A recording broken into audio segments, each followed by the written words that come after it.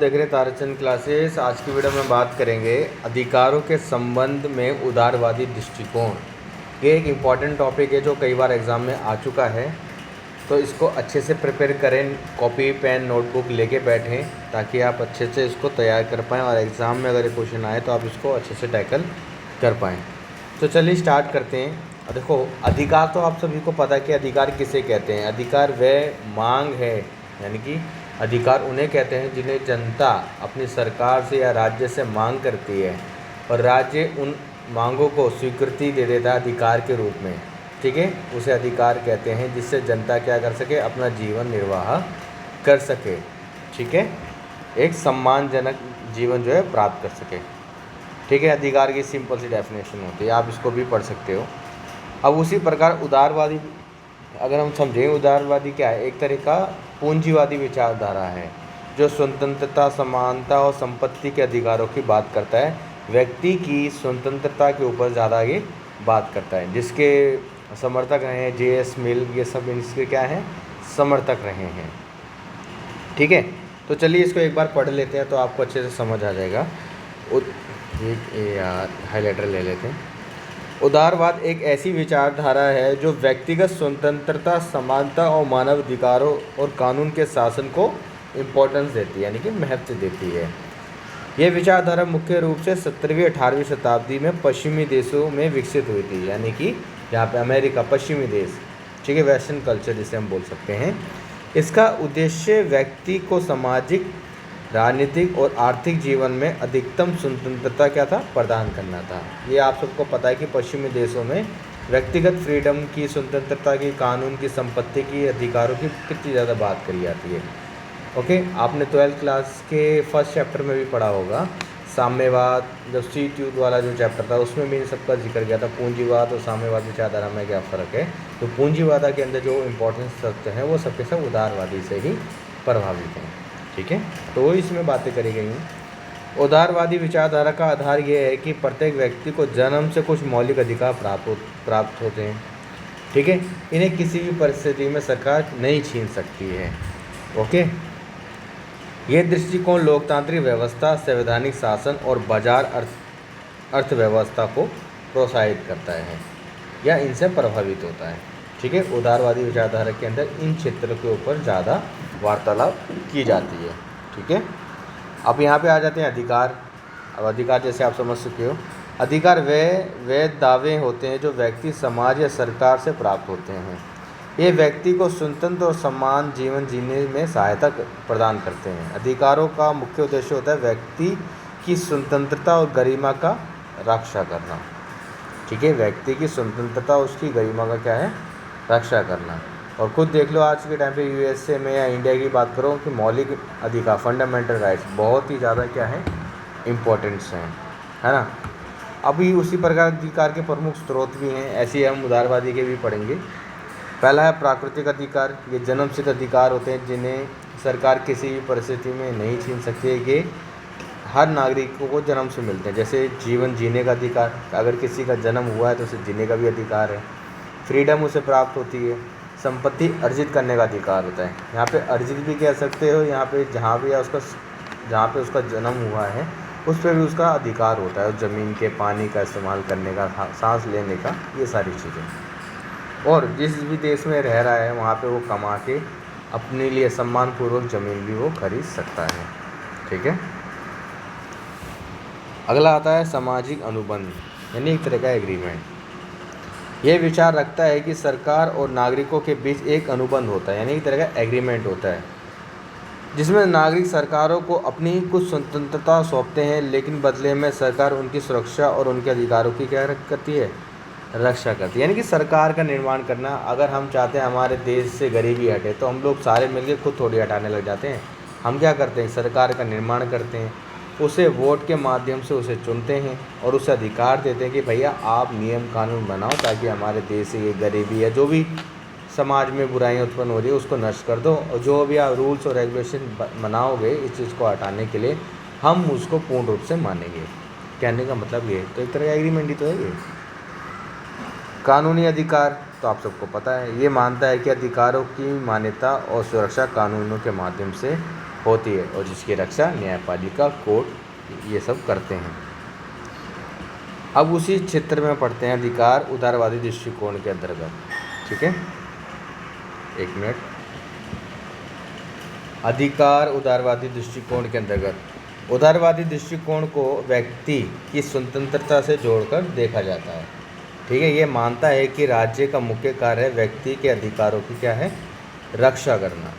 Okay, ये उसका main objective होता है उदारवादी दृष्टिकोण में अधिकारों की भूमिका, कि किसी परिस्थिति में एक व्यक्ति के यानी कि राज्य में जो भी नागरिक हैं, व्यक्ति हैं, उनके अधिकार नहीं छीने जाएं। यहीं पे पहला है प्राकृतिक अधिकार।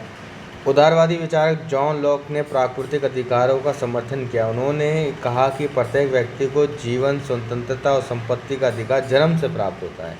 उनका मानना था कि राज्य का गठन इसलिए हुआ ताकि वह इन अधिकारों की क्या कर सके, रक्षा कर सके। इसलिए राज्य का निर्माण कराया गया है कि नागरिकों के इन सब राइट्स का सिक्योरिटी मिले। यदि कोई सरकार इन अधिकारों का उल्लंघन करती है तो जनता उसे बदलने का भी अधिकार रखती है। यानी कि सरकार क्या कर सकती है, मतलब लोग क्या कर सकते हैं, सरकार को बदल सकते हैं। अगर सरकार उनके अधिकारों का उल्लंघन करे तो उसको हटाया भी जा सकता है। स्वतंत्रता और अधिकार, आइए और देखें। अब आता है इसमें जे.एस. मिल। अब जैसे शुरुआत में बताया कि जे.एस. मिल पूर्ण समर्थन करते हैं इसका। जे.एस. मिल का मानना है कि सरकार को इंटरफेयर नहीं करना चाहिए व्यक्ति की स्वतंत्रता के ऊपर जब तक उसके कार्य किसी और को प्रभावित ना करें। ठीक है, तो इसके अंदर वही बताया गया है, तो इसको आप आराम से पढ़ सकते हो क्योंकि पहले भी पढ़ के आए हैं, कोई ज़्यादा मुश्किल नहीं है।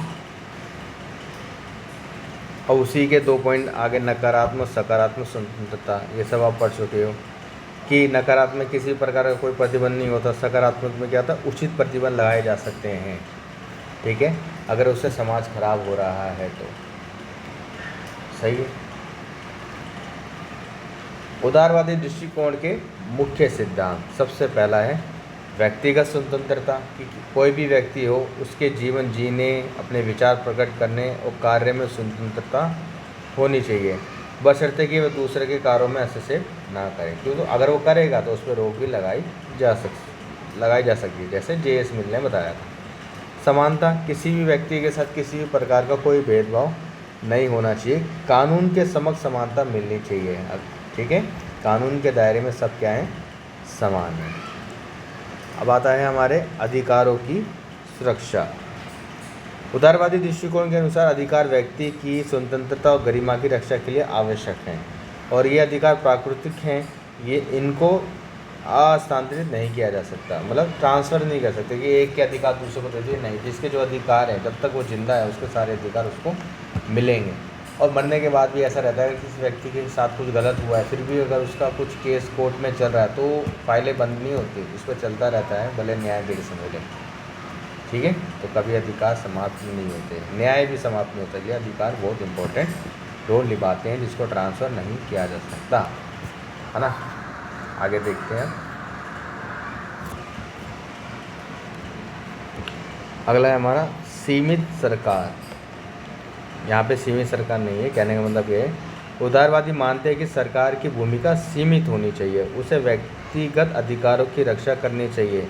सरकार को व्यक्ति के जीवन में अनावश्यक हस्तक्षेप करना नहीं चाहिए, जब तक ज़रूरी ना हो किसी के भी फ्रीडम में हस्तक्षेप ना करें। ज़रूरी नहीं उसकी स्वतंत्रता में, उसे किसी भी कार्य में जब तक सरकार को ज़रूरी ना हो हस्तक्षेप नहीं करना चाहिए, ताकि चाहे उसका व्यापार हो, जॉब हो, निजी लाइफ हो, कैसे भी हो, जब तक ज़रूरी ना हो हस्तक्षेप नहीं करना चाहिए।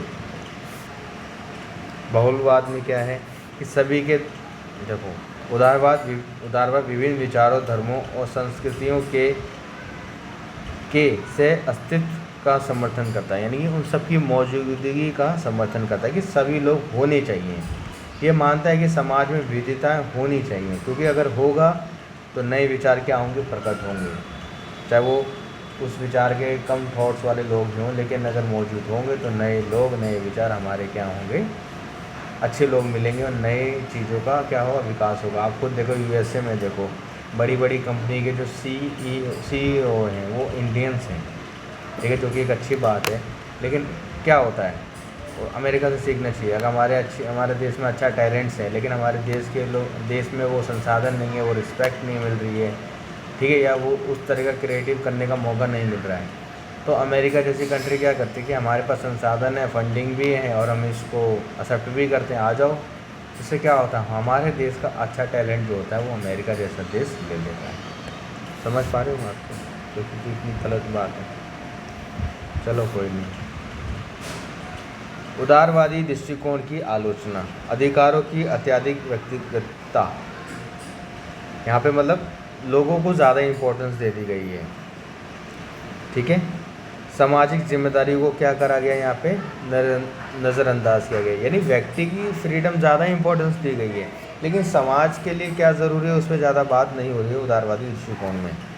आर्थिक असमानता, इसमें अमीर और गरीब के बीच में ज़्यादा अंतर क्या है, बढ़ता जाता है। खुद देख लो अमेरिका में या इंडिया में देख लो, अमीर अमीर होता जाता है, गरीब गरीब होता जाता है। उदारवादी व्यवस्था के अंदर अमीर और गरीब के अंदर बहुत ज़्यादा अंतर बन जाता है। सांस्कृतिक संवेदनशीलता की कमी, क्योंकि यहाँ पे बहुत सारे कल्चर एक साथ रहते हैं, तो जिसकी वजह से मनमुटाव समाज में बना रहता है। क्योंकि जो मान लो जैसे कि अमेरिका जैसा देश है, ठीक है, वहाँ के जो लोग हैं वो थोड़े से नाराज़ रहते हैं। क्यों? क्योंकि वहाँ के लोगों को सम्मानपूर्वक नौकरियाँ नहीं मिल पा रही है, बल्कि आउटसाइडर्स आ जाते हैं और वहाँ के जो रोज़गार हैं उसको वो ले लेते हैं। क्योंकि कंपनियों को तो अच्छे लोग चाहिए, कहीं से भी मिले, तो क्या होगा, आउटसाइडर्स आ जाते हैं जो कम पैसे में भी और अच्छी नॉलेज और चीज़ें दे देते हैं, जिसकी वजह से क्या होता है, वहाँ के लोगों का रोज़गार चला जाता है, जिसकी वजह से वहाँ के लोग क्या हैं, थोड़े बहुत नाराज़ भी हैं, है ना। अब ये एग्ज़ाम्पल हमारे जैसे दिल्ली में भी है। अब दिल्ली में अगर कोई व्यक्ति, दिल्ली का जन्मा व्यक्ति है, अगर वो नौकरी लेने जाता है, अगर वो 25,000 में काम करने के लिए तैयार है, वहीं पे अदर स्टेट का कोई व्यक्ति आ जाता है तो वो क्या करता है, वो 15,000 में भी काम करने के लिए तैयार हो जाता है सेम काम को।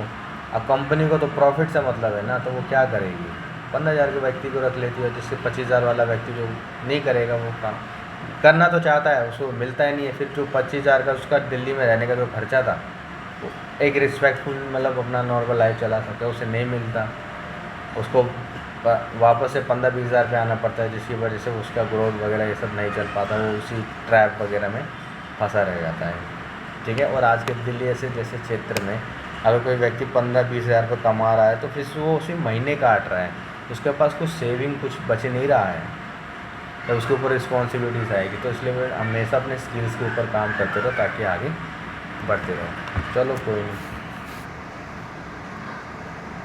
निष्कर्ष, उदारवादी दृष्टिकोण अधिकारों को व्यक्ति की स्वतंत्रता और गरिमा की रक्षा के लिए आवश्यक मानता है। ये मानता है कि प्रत्येक व्यक्ति को कुछ मौलिक अधिकार प्राप्त होने चाहिए जिन्हें किसी भी स्थिति में छीना नहीं जा सकता। उदारवादी दृष्टिकोण व्यक्तिगत स्वतंत्रता, समानता, अधिकारों पर क्या है, जोर देते हैं, ठीक है।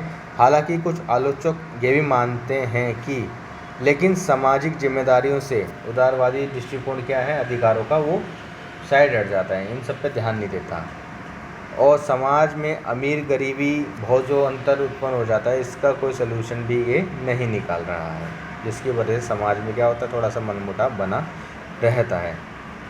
लेकिन फिर भी ये दृष्टिकोण आधुनिक लोकतांत्रिक समाजों के लिए एक महत्वपूर्ण भूमिका का क्या है, आधार बना हुआ है, क्योंकि ये व्यापार को मजबूत करता है, एक देश की समृद्धि को आगे बढ़ाने में बहुत सहायता करता है उदारवादी अधिकारों की विचारधारा, ठीक है। तो आई होप आपका जो ये आज का एक टॉपिक है, अधिकारों का उदारवादी दृष्टिकोण, आपको समझ आया होगा। एक तरह से ये पश्चिमी देशों की आधारित विचारधारा ही है, यानी कि उनका क्या रोल रहता है अधिकारों को लेके, जो कि संपत्ति, स्वतंत्रता, इन सब के ऊपर, कानून की समानता, इन सब के ऊपर ज़्यादा बात करता है, व्यक्ति की स्वतंत्रता के हित की ज़्यादा बात करता है, सरकार का ज़रूरी हो जब हस्तक्षेप ठीक है, अनावश्यक हस्तक्षेप नहीं स्वीकार करता है, ठीक है। तो आई होप आपको आज का ये टॉपिक समझ आया होगा, अच्छा टॉपिक है, इसको अच्छे से नोट्स बनाएं, सिंपल नोट्स बनाएंगे तो ज़्यादा अच्छा है, ताकि आप अपने एग्ज़ाम में अच्छे से इसको लिख पाएँ। अगला हम टॉपिक पढ़ेंगे समाजवाद, जो कि एग्ज़ाम के पॉइंट ऑफ व्यू से काफ़ी इम्पोर्टेंट है।